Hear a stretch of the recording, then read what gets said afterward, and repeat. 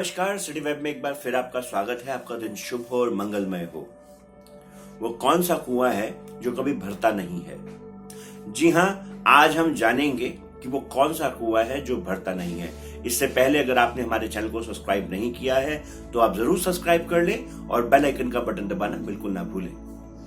राजा भोज के यहाँ एक दिन किसी ने राजमहल में सवाल पूछा कि वो कौन सा कुआं है जो कभी भरता नहीं है। तो राजा भोज ने जो राज पुरोहित थे उनसे यह सवाल पूछ डाला। अब राज पुरोहित सोचने लगे कि ऐसा कौन सा कुआं हो सकता है जो कभी भरता नहीं है। कोई भी कुआं हो उसकी तो एक हद होती है, उसको भरा जा सकता है। अब राजा भोज बोले कि अगर आपने इसका जवाब नहीं दिया पुरोहित जी, तो आपको पूरे परिवार के साथ इस शहर से बाहर निकाल दिया जाएगा, हमारे राज्य से बाहर निकाल दिया जाएगा, और जितनी सुविधाएं आपको मिली हुई हैं वो सुविधाएं नहीं मिलेंगी। क्या फायदा आपके राज पुरोहित होने का? अब राज पुरोहित बहुत परेशान हो गए। 7 दिन का समय दे दिया गया। राज पुरोहित किसी से शहर में पूछ भी नहीं सकते। जब 6ठा दिन आया तो उदास होके जंगल में चले गए।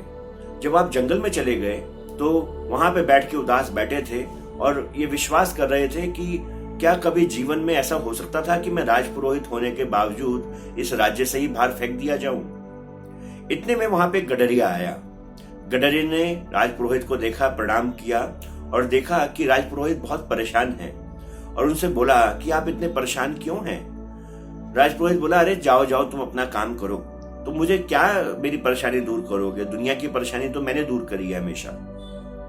गडरिया ने बोला कि हम भी सत्संग जाया करते हैं, हम भी संतों का संग करते हैं, क्या पता कई बार कोई छोटा आदमी भी ऐसी बात बता देता है जिससे कि आपके जीवन में एक बड़ा परिवर्तन आ जाए।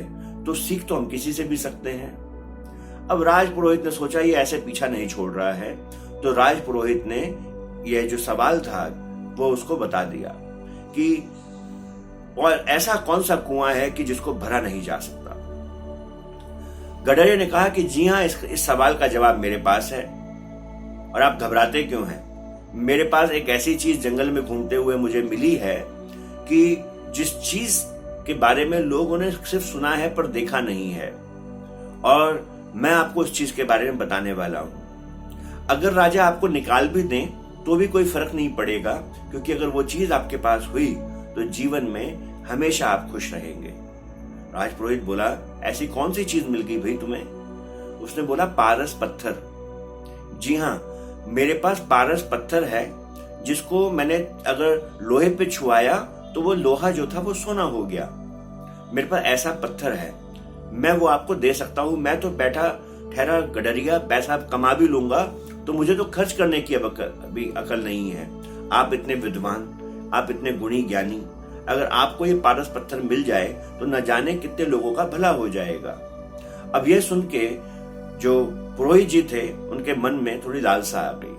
बोले, ठीक है, कोई बात नहीं, वैसे मुझे चाहिए तो नहीं, पर तुम दे दो। बोला, नहीं नहीं नहीं, ऐसे नहीं दूंगा तब जब आप मुझे अपना गुरु मान लेंगे कि मुझे पारस पत्थर की पहचान है। पुरोहित जी सोचे कि ये मूर्ख इंसान है कि जो पारस पत्थर मुझे दे रहा है, इसका गुरु बनने में क्या नुकसान। तो अब गडरिया बोला कि पहले मुझे गुरु बनाओ। बोले, गुरु तो मैं हूं। बोले, नहीं, मुझे गुरु बनाओ तो मैं जानूं। अब थोड़ी देर हुई, पुरोहित जी ने सोचा कि और कोई तरीका भी नहीं है, तो उन्होंने बोला, ठीक है, तू बन जा मेरा गुरु, पर मुझे वो पारस पत्थर दे दे। बोला, अच्छा, मैं पारस पत्थर दे देता हूं। बोले, पर उससे पहले आपको मुझे गुरु स्वीकार करना पड़ेगा। बोले, भाई कर तो लिया। बोला, ऐसे नहीं, मेरी भेड़ों का दूध पीना पड़ेगा। बोले, हम गाय का दूध पीते हैं, हम कहाँ भेड़ों का दूध पी सकते हैं? वैसे ही बुद्धि हो जाएगी जैसे तुम्हारी है। बोला, नहीं, फिर तो आप मेरे गुरु नहीं बन सकते, फिर मैं आपका गुरु नहीं बन सकता। ये भेड़ का दूध तो पीना पड़ेगा। जब भेड़ का दूध पीना पड़ेगा तो उन्होंने सोचा कि पुरोहित जी ने सोचा कि चलो ठीक है, एक बार अगर जीवन में भेड़ का दूध पीना भी पड़ गया तो बुद्धि पे क्या फर्क पड़ेगा। तो वो तैयार हो गए। बोला, नहीं, अब आपने क्योंकि देर लगाई है, अब आपको मेरा जूठा दूध पीना पड़ेगा। बोले, ना ना ना ना ना, ऐसा नहीं होगा, मैं तो ब्राह्मण, तुम गडरिये, मैं तुम्हारा जूठा दूध कैसे पी लूं?